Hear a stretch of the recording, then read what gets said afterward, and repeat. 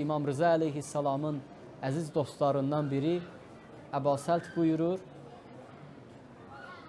Bir gün İmam Rıza aleyhissalamla birlikdə Nişapur səfərinə getdi. İmam Rıza aleyhissalam bu gözəl səfərdə öz aşiqləri ilə görüşdü. Aşiqlərindən biri gəldi İmam Rıza aleyhissalama xidmət etdi.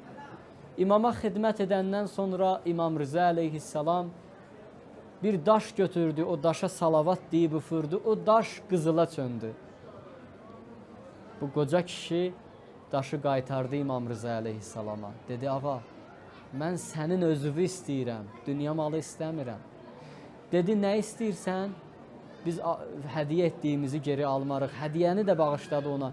Başqa nə istəyirsən? Dedi, başqa istəyim budur ki, mənə söz verdiyin yerlərdə kömək edəsən.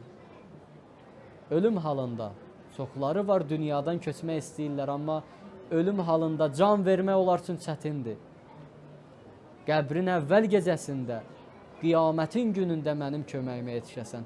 Əba Səlt deyir, imam bu görüşdən bir neçə il sonra bir yerdə idik, Mə'munun sarayında oturmuşduq. İmam Rıza aleyhissalamla idi. Bir anlıq gördüm, İmam Rıza aleyhissalam yoxdur, harasa getdi, qeybə çəkildi. Bir müddətdən sonra gördüm, imam təzədən öz yerində əyləşib. Dedim, ağacan, bir anlıq səni görmədim, hara getdin?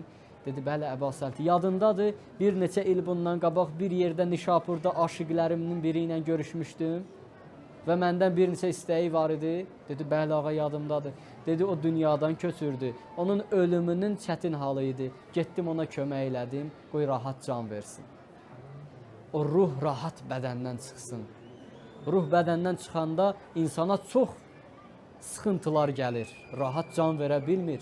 Ona görə biz də nə qədər ki sağıq, Əhl-i Beyt əleyhissalamın qapısına gedək, əməllərimizi onlar istəyən kimi düzəldək, əməllərimiz onların buyurduğu ilə bərabər olsun, onlar hər nə istəyirsə o cür olsun.